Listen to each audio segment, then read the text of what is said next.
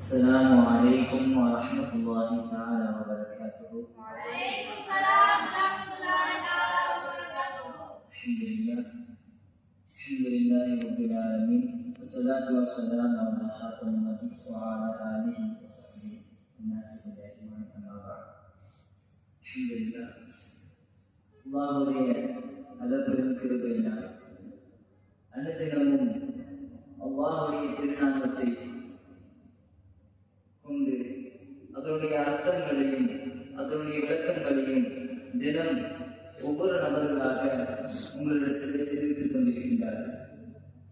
அதனை தொடர்ந்த வண்ணமாக இன்று நாம் பார்க்க இருக்கக்கூடிய அந்த இஸ்முடைய பெயர் அல்-ஹாலிக், படைப்பவர். அல்லாஹ் சுப்ஹானஹு வ தஆலா இந்த உலகத்துல எவ்வளவு விஷயங்கள் என்ன பண்ணிருக்கான், படைச்சிருக்கான். அல்லாஹ் எதற்காக இந்த விஷயங்களை படைச்சான், எதற்காக இந்த ஒவ்வொரு உலகத்தையும் ஒவ்வொரு வடிவமா ஒவ்வொரு அழகா ஒவ்வொரு நுணுக்கமா இருக்காம படைச்சான், அந்த படைப்புக்கான நோக்கம் அப்படின்னு ரொம்பவுமே ஆழமா என்ன பண்றான் அல்லாஹ் வந்து தெரிவிக்கிறான். அல்லாஹ் ஹாலிகா, அதாவது அல்லாஹ் படைக்கக்கூடியவனா இருக்கான். அல்லாஹ் படைக்கக்கூடிய காரணம், அல்லாஹ் படைத்த சிறந்த படைப்பு மனித படைப்பு. அல்லாஹ் சொல்றான், வமா ഖലഖதுல் ஜின்ன வல் இன்ஸ இல்லா லியஅபுதுன். அல்லாஹ் சொல்றான், ஜின்மான்களையும் அதாவது ஜின்களையும் மனிதர்களையும் அதாவது நம்ம வணங்கக்கூடிய தவிர எதுவுமே நான் படைக்கல. அல்லாஹ் எதுக்கான வணங்க சொல்றான், அல்லாஹ் எதுக்கான மனித படைப்பை படைத்தான், அல்லாஹ் படைத்த அந்த படைப்பு எப்படிப்பட்ட படைப்பு. நம்ம நினைக்கலாம் ஒரு படைப்பு வந்து நம்ம ஈஸியா என்ன பண்ணிடலாம், படைச்சிடலாம். ஒரு பேனா இருக்குது அதை செஞ்சிடலாம், ஒரு சேர் இருக்குது, ஒரு ஃபேன் இருக்குது, அதை நம்ம செய்யலாம் நம்ம நினைக்கிறோம். ஆனா அதை நம்ம செய்யல. நம்ம கிட்ட இருக்கிற அந்த அறிவுங்கிறது அல்லாஹ் கொடுத்த ஞானம். அல்லாஹ் நம்ம மூலமா என்ன பண்றானோ அதை செய்யலாம். அப்ப அல்லாஹ் எவ்வளவு அழகா நம்முடைய அந்த படைப்புகளை படைச்சிருக்கு. இப்போ நம்ம சாதாரணமா நம்ம வெளியில இருக்கிறோம்னா ஒரு அழகான ஒரு வானம், அந்த வானத்தை நம்ம பார்க்கும்போது எவ்வளவு அழகா இருக்கு. பார்த்து அப்படியே எப்படி இருக்கு அப்படின்னு பண்றோம், பார்க்கிறோம். ஒரு இரவு இருக்குதுன்னு அந்த முழு அந்த சந்திரனை நம்ம பார்க்கிறோம். அந்த சந்திரனை பார்த்து எவ்வளவு அழகா இருக்குது அப்படின்னு நம்ம ரசிக்கிறோம். அந்த ரசிப்பையும் அந்த ஈர்ப்பையும் கொடுக்கிறது அந்த நிலாவை படைச்ச அல்லாஹ் கொடுக்கிறாங்க. அப்ப அப்படிப்பட்ட ரப்பு எப்படி அழகழகான தன்னுடைய படைப்புகளை படைச்சிருக்கான். இப்ப உள்ள காலகட்டத்துல இப்போ எப்படின்னா ஒரு மனிதன் இருக்கிறான் அப்படின்னா ஒரு மனிதன் தலைமை தாங்கலாம் அப்படின்னா அவங்கிட்ட சொல்லக்கூடிய விஷயங்கள் அடுத்த மனிதர்கள் வந்து கேட்பாங்க. அப்போ அடுத்த மனிதர்கள் வந்து கேட்கிறாங்கன்னா அவருடைய அந்த விஷயங்கள் வந்து அது ஒரு முறையா இருக்கணும். ஆனா அல்லாஹ் படைச்ச காரணம் தன்னை என்ன பண்றது, வணங்கணும். தன்னை வணங்குற நோக்கம் இருக்குன்னா அல்லாஹ்வுடைய ரசூலையும் அறிஞ்சு இந்த உலகத்துல என்ன பண்ணுவோம், என்னுடைய அடியான் நான் படைச்ச அடியான் எப்படி இருக்கணும், நான் என்ன அவன் வணங்குறவனமா நாளைக்கு அவன் நல்ல இடத்துல இருக்கணும். அல்லாஹ் நம்ம நடக்கும். அல்லாஹ் நம்மளை வந்து ஒரு மனிதன் தன்னுடைய அடியான் அவன் படைக்கிறான், அவன் நல்லதும் செய்வான் கெட்டதும் செய்வான். அல்லாஹ்க்கு இது ரொம்பவே தெரியும். மலக்குமார்கள் கேட்டாங்க, அல்லாஹ் எதற்காக இந்த படைப்பை படைக்கிற, எதற்காக நீ படைக்கிற, நாங்கதான் இருக்கிறோம் உங்க திக்ரு செய்ய, அந்த திரும்ப உங்க திக்ரு செய்ய அங்க இருக்கிறோமே அல்லாஹ், ஆனா எதற்காக இந்த மனித படைப்பை படைக்கிற, அந்த மனித படைப்பு இந்த பூமி என்ன பண்ணுவாங்க, ரத்தத்தை ஆற ஓட்டுவாங்க அல்லாஹ், எதற்காக இந்த படைப்பை படைக்குன்னு சொல்லுவாங்க. அல்லாஹ் சொல்லுவான், எனக்கு என்ன பண்ணணும், என்னுடைய தாண்டி உங்களுக்கு என்ன பண்ணாது, அந்த அறிவு என்பது இருக்காது என்பதாக சொல்லுவான். அப்ப அல்லாஹ் படைக்கும் போதே அவனுக்கு தெரியும், மனிதனாகிய என்னுடைய அடியானாகிய இந்த மனிதர்கள் தவறும் செய்வாங்க நன்மையும் செய்வாங்க அப்படின்னு அல்லாஹ் அறிஞ்சிருக்கான்.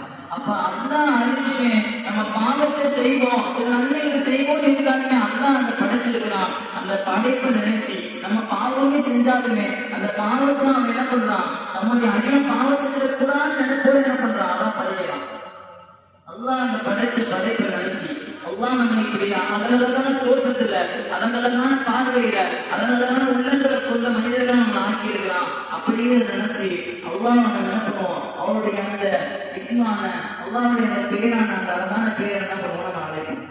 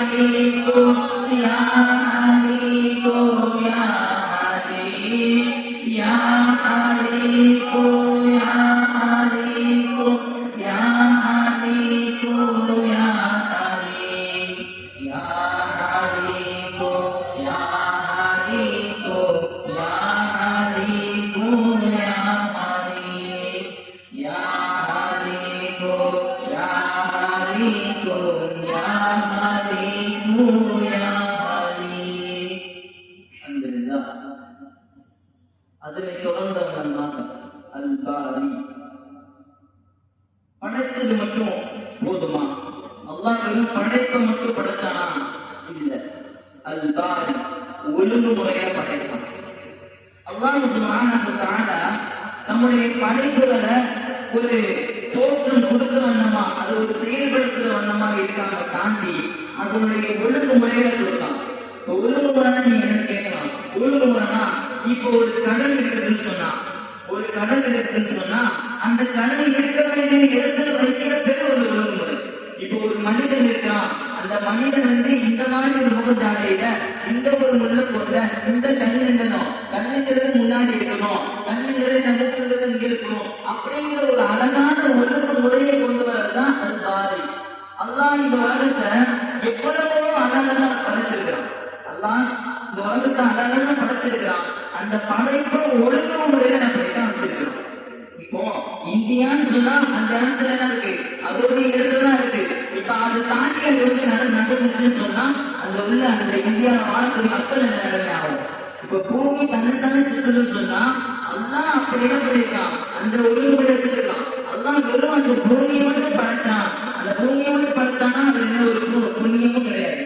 அல்லாஹ் அந்த பூமிய படைச்சு அது தன்னைத்தானே சுற்றுவன் நம்ம என்ன பண்ண அல்லாஹ் படைச்சிருக்கான். அப்ப அல்லாஹ் சாதாரணமா நம்ம படைக்கல, அல்லாஹ் நம்ம சாதாரண ஒரு படைப்பா படைக்கல. அல்லாஹ் படைச்சதே அழகு, அந்த அழகுலயே ஒரு ஒழுங்குமுறை கொண்ட அழகு என்ன பண்ணா நம்மளை படைச்சிருக்கான்.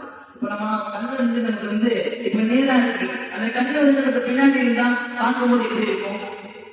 எப்படி இருக்கும்? பின்னாடி பார்க்கும்போது எப்படி இருக்கும்? அசிங்கமா இருக்கும். அல்லாஹ் நம்முடைய ஒழுங்குமுறையை எப்படி எல்லாம் காமிக்கிறான். அல்லாஹ் நமக்கு எப்படி படைச்சிருக்கிறான். இப்போ எவ்வளவு நபர்கள் என்ன பண்றாங்க, கண்ணு இல்லாம இருக்கிறாங்க, என்ன பண்றாங்க, காது செவி இல்லாம செவி கேட்க முடியாம இருக்கிறாங்க, கை கால்கள் இல்லாம இருக்கிறாங்க. அல்லாஹ் அப்ப நம்மள அழகா படைச்சிருக்கான். அப்ப அவங்கள படைக்கல அப்படின்னா அப்ப நம்ம யோசிச்சு பார்க்கணும். அல்லாஹ் படைச்ச அந்த படைப்பை நம்ம என்ன பண்ணணும், அல்லாஹ் என்ன பண்ணணும் நினைச்சு பார்க்கணும். அல்லாஹ் எப்படி நம்மளை படைச்சிருக்கிறான். ஆனா அவங்க அப்படி படைச்சிருக்கானே, நம்மளே அப்படி ஆயிடக்கூடாது, நம்மளும் ஆயிடக்கூடாது, அடுத்தவங்க அப்படி ஆயிடக்கூடாதுன்னு நினைப்போட அல்லாஹ்வை நம்ம சுத்தம் செஞ்ச வேண்டாமா, அல்லாஹ் நம்ம என்ன பண்றோம், அவனை நிறைய சுத்தம் செஞ்ச வேண்டாமா. நம்ம இந்த எக்ஸ்பிளன் நம்ம ஓதுவோம். யா பாரி யா பாரி யா பாரி யா பாரி யா பாரி யா பாரி யா பாரி யா பாரி யா பாரி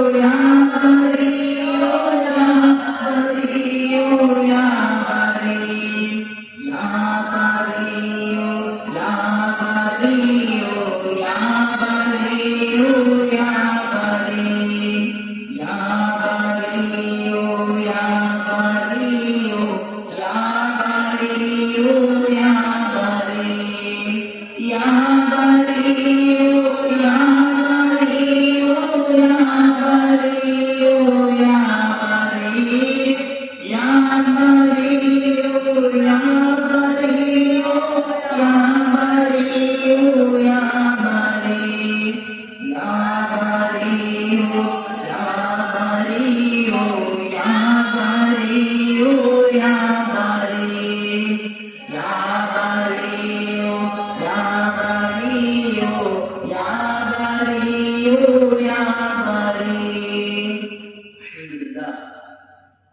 அல்லாஹ் நம்மள அழகான தோற்றத்தோட அழகான ஒழுங்கு முறையில படைச்சிருக்கிறான்.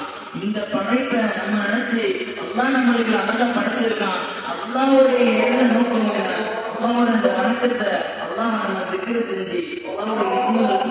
திக்ர் செஞ்சோமா அல்லாஹ் நினைவு கூர்வோமா நம்முடைய இந்த அனைத்து அதனுடைய சிம்புகளை நம்ம தினம் தினமும் ஓதக்கூடிய வார்த்தைக்கு அனைவருக்கும் தந்தருவானாக. வாஹிதா அல்ஹம்துலில்லாஹ்.